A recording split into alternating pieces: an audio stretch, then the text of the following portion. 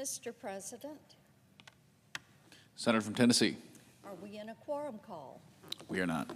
Thank you, Mr. President. I think everyone so enjoyed listening to the State of the Union address last night, and for so many Tennesseans, we've heard from them today, they were excited. They felt hopeful. And they also are watching very closely to what the actions of the House and the Senate are going to be. Now, many of them have mentioned that they know we have that March 14th funding deadline coming up, and so in 9 days, the federal government would be running out of money. And they've heard my colleagues from across the aisle talk about shutting the government down and making that choice to shut the government down because they don't want to pass a budget. But if you shut the government down, then you are not going to be able to move forward on President Trump's agenda. We know they're not for that agenda, but what they're missing, Mr. President, is that the American people are for President Trump's agenda. They want to see the border secure. They want inflation to come down. They want crime in the cities to be dealt with. They want our standing in the world to be returned. They support President Trump. And we know that when President Trump was returned to the Oval Office, he was given a powerful mandate from the American people. And he deserves to have his agenda shape government spending. But we know there is little time left, and so we began to hear those conversations that we usually hear about having a continuing resolution. Now, the reason conservatives like me oppose that is because it continues the current spending, and that is a Joe Biden budget. And we know that under the Biden administration, they literally ran the numbers off the government credit card. They were spending so much money. They have driven this nation's debt to $36.5 trillion. This pandemic and post-pandemic spending has left every single American spending $1,060 more per month to buy the same basket of goods and services they were buying in 2021. Now think about that. That's the result of Bidenflation. $1,060 more a month to buy the same basket of goods and services you could buy 4 years ago.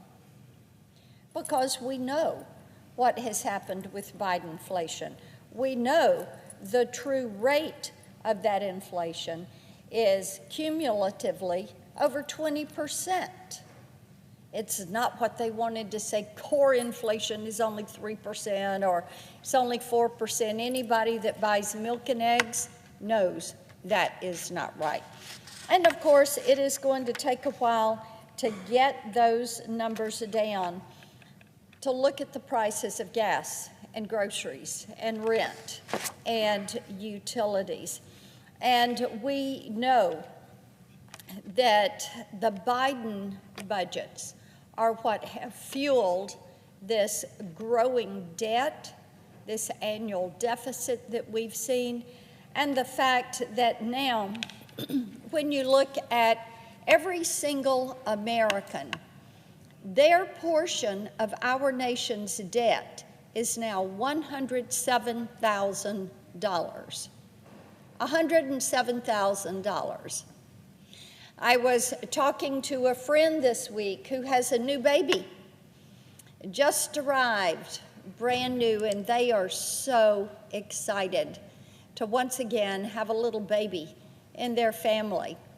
And as we were talking about politics and all that was going on in the excitement of the baby, I said, and when you look at the federal debt, their share, their welcome to the world present from the U.S. federal government, you now, as a U.S. citizen, share in this $36.5 trillion debt to the point of $107,000. I think the American people know that our fiscal path would lead us to disaster if we do not change what we are doing. If we do not look at where we are spending this money, and thank goodness that President Donald Trump has taken the time to look seriously at what the federal government spends, and yes, to work toward moving us to a balanced budget. Now, one of the ways that he is doing this, and yes, there have been executive orders, and there's also been the implementation of the Department of Government Efficiency. We refer to this as DOGE. And today, Mr. President, some of us have had the opportunity to listen to Elon Musk and his team who are carrying out the work at the Department of Government Efficiency. And DOGE so far has found $105 billion of inefficiencies in the federal government. $105 billion. They're finding about $4 billion a day. And the president went through a list last night of some of the waste that is there for projects that maybe really do not yield a result that will benefit the hard-working taxpayer. We also heard about fraud and people that are receiving Social Security checks that maybe don't exist. People that would be 125, 150, 160 years old, even up over 300 years old. That is fraud. And we all are very hopeful that we are going to be able to close that loop, find out who these individuals are, and make certain that they are prosecuted and that money is returned to the U.S. taxpayer.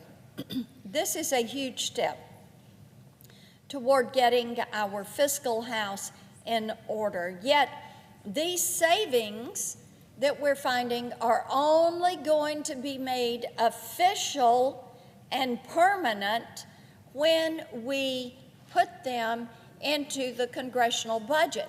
Now, Mr. President, we all know that this requires us to go through the rescission process. This requires us to codify these reductions so that they're removed from the budget in future years.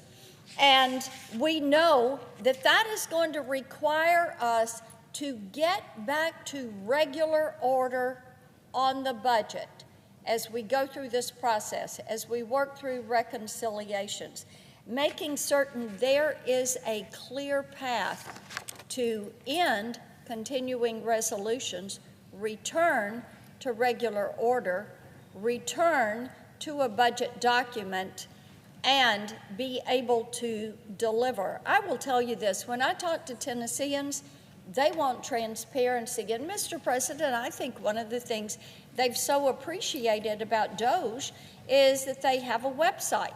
They're putting all this information on the website. They're putting it on their X account.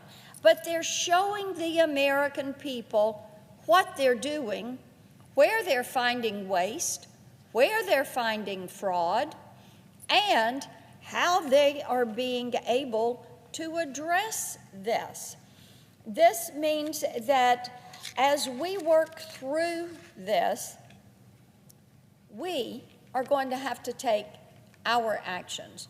We're going to have to return to that regular order. We're going to have to bring the spending bills to the floor, and we're going to have to insist and vote for and support a balanced budget so that we begin to reduce, first, eliminate our deficit for the year, and then target balancing our federal budget and beginning to reduce our debt. I am so pleased that President Trump talked about this last night in his State of the Union address, because it is important not only for today, tomorrow, but for our children and grandchildren's future. He mentioned this, the sovereignty, the stability of our nation. What we want is to take the tough choices today, to make the spending reductions today, so that in the future our children have a nation that is firmly sovereign and is able to stand whatever comes our way.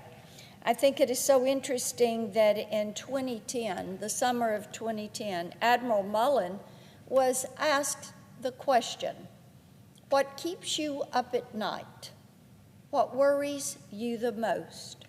What is our greatest threat to our nation's freedom? His response, Mr. President, was our nation's debt. And we all know that debt has doubled since that point in 2010 when he made that comment.